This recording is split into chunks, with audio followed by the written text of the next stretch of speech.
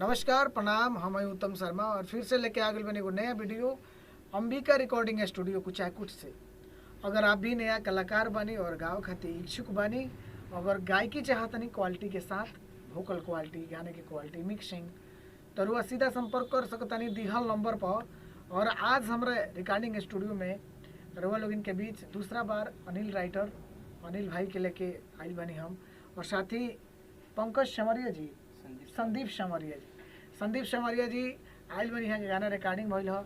यहाँ कहना बा कि बहुत सारा स्टूडियो में गइल बनी, अच्छा लगता है यहाँ के। आई यहाँ से पूछल जाओ, कैमरामैन थोड़ा सा करीब आ जाए यहाँ के। आजी कैसा लगा था संदीप जी रुआ के? जा पहले संदीप समरिया, हम आप सभी का प्रणाम है। और आगे क्या है? हमने उत्तम शर्मा का यूट्यूब पर देखे हैं कि म्यूजिक बहुत अच्छा मैंने रिकॉर्डिंग करते हैं। ये मैंने यूट्यूब पर देखा, इसीलिए मैंने गोपालगंज से यहाँ कुचायकोट तक आकर वीडियो गाना बनाए हैं। और बहुत अच्छा बना रहे हैं ये वीडियो गाना। जो भी बनवाना है आपको बहुत अच्छा बना रहे हैं। गाना मेरा अभी रिकॉर्डिंग एक हुआ है, लेकिन बहुत अच्छा है। आपको दिखाते हैं, सभी श्रोता को दिखाएंगे। और भाई नए हैं तो पहले डरा रहे हैं बोलने में। और ये है राइटर अनिल जी। नमस्कार प्रणाम। हम लोग को छोट भाई राइटर अनिल अकेला।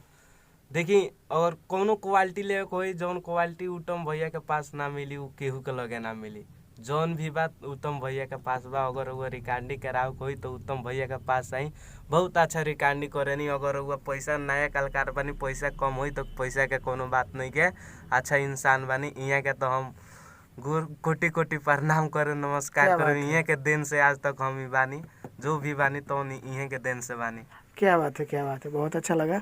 तो चलिए मैं बात करूंगा सीधे। आप संदीप समरिया जी, आप केबिन में जाइए और गाने को हमारे श्रोता तक पहुंचाइए। चलिए।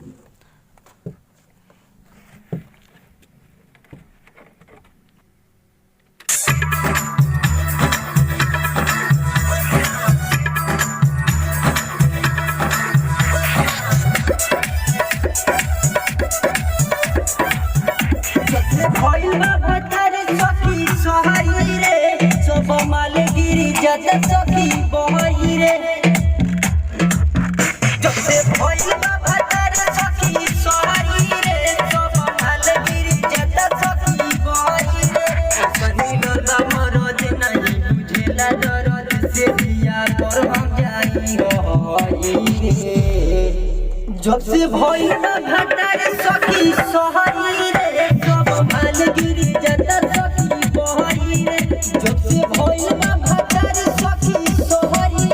सब माल गिरी जाता सखी बहरी रे।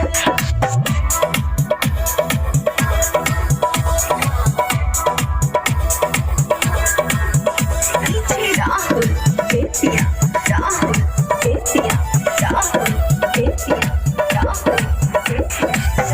भला दर्द नहीं हमारा बुझाइल रे, कैसे करेला केहू हुआ मई रे। भला दर्द नहीं हमारा बुझाइल रे, कैसे करेला केहू हुआ मई रे। मिलना से जिया के सुख नहीं मिलता रे, भूख जाके सुत जाला घर भागी बहरी रे।